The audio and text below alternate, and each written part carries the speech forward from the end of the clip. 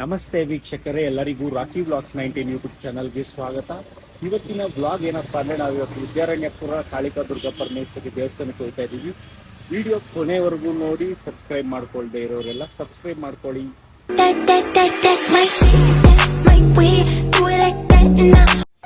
ಈಗ ಕಾಳಿಕಾ ದುರ್ಗಾ ಪರಮೇಶ್ವರಿ ದೇವಸ್ಥಾನ ಹತ್ರ ಬಂದು ಆಷಾಢ ಶುಕ್ರವಾರ ಆಗಿರೋದ್ರಿಂದ ದೇವಸ್ಥಾನ ಒಳಗಡೆನೇ ಅಲ್ಲ, ಈಚೆ ಕೂಡ ಜನ ಸಾಗರ.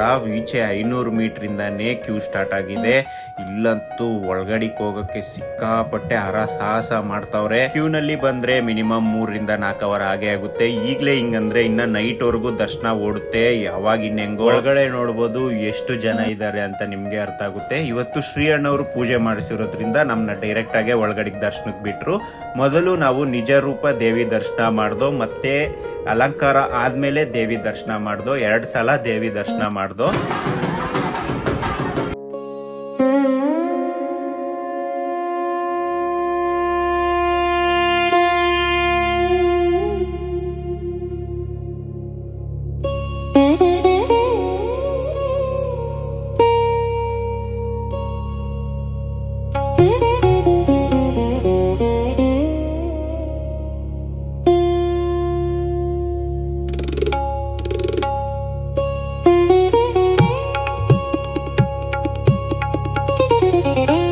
ದಾನಿಗಳಿಂದ ಅನ್ನದಾಸೋಹ ಪೂಜೆ ಪ್ರಾರಂಭ.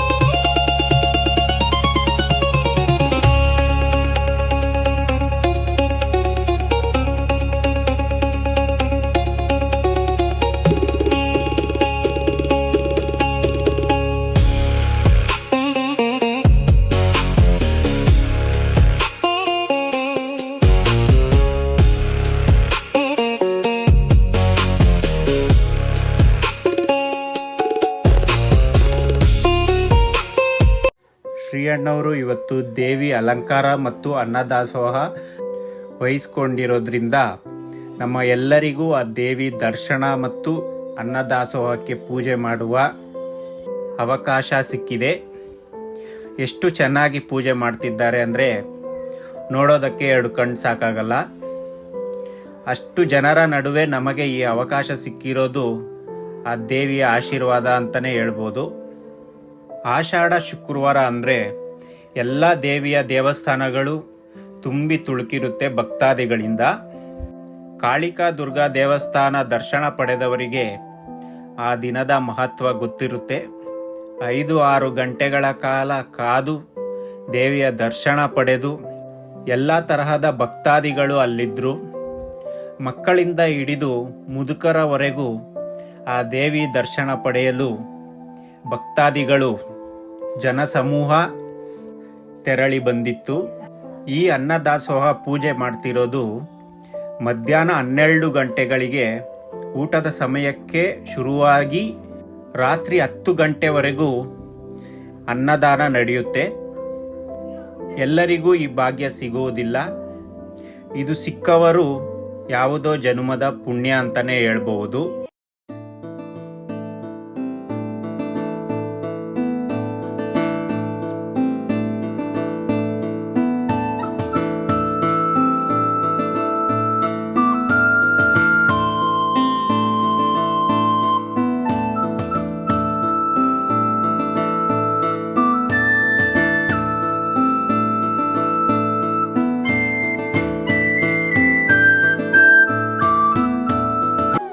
ಅನ್ನದಾನ ವಹಿಸಿಕೊಂಡಿರುವ ದಾನಿಗಳಿಗೆ ದೇವಸ್ಥಾನದ ವತಿಯಿಂದ ಗೌರವ ಸಮರ್ಪಣೆ ಮಾಡುವ ಸನ್ನಿವೇಶ.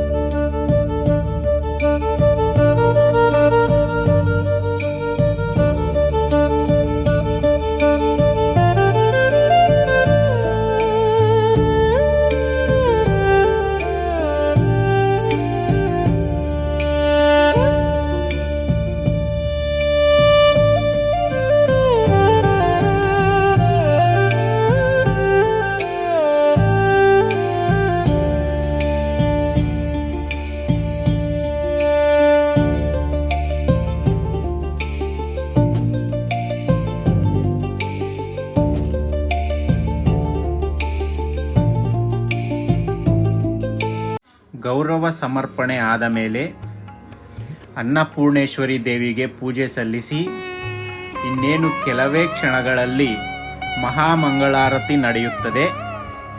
ಅದಾದ ಮೇಲೆ ಅನ್ನದಾಸೋಹ ಕೊಡುವ ಕಾರ್ಯಕ್ರಮ ಪ್ರಾರಂಭವಾಗುತ್ತದೆ. ಅನ್ನದಾಸೋಹ ಪಡೆಯಲು ಭಕ್ತಾದಿಗಳು ಕಾತುರದಿಂದ ಕಾಯುತ್ತಿದ್ದಾರೆ. ಪೂಜೆ ಸಲ್ಲಿಸುತ್ತಿರುವ ಅರ್ಚಕರು ಗರ್ಭಗುಡಿಯ ಮುಖ್ಯ ಅರ್ಚಕರು. ಅವರ ಜೊತೆ ಪೂಜೆಗೆ ಭಾಗಿಯಾಗಿರುವುದು ನಮ್ಮೆಲ್ಲರ ಅದೃಷ್ಟ ಅಂತಲೇ ಹೇಳಬಹುದು.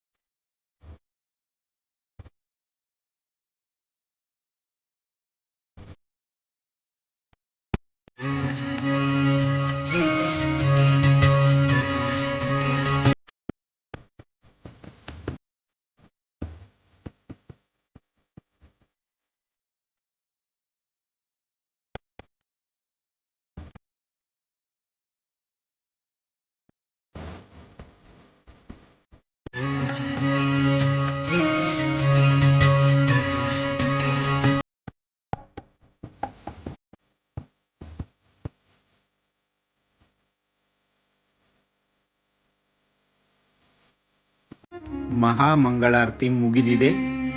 ಈಗ ದೇವಿಗೆ ಮೊದಲನೆಯ ಪ್ರಸಾದವನ್ನು ಅರ್ಪಿಸಿ ನಂತರ ಭಕ್ತಾದಿಗಳಿಗೆ ಕೊಡುವುದು.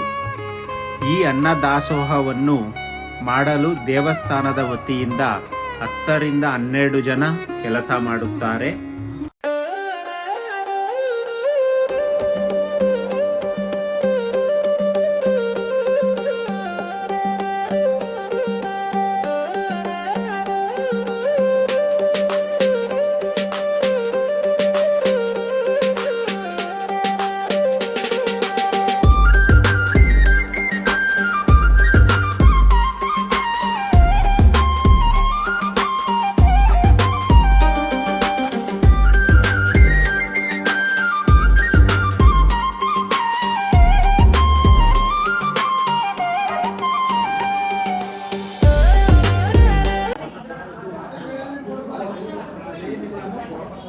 ದೂರ ಹೋಗ್ಬೇಕು ಸರಳ ಯಾಕಂದ್ರೆ ಆಗ್ತಾ ಇಲ್ಲ.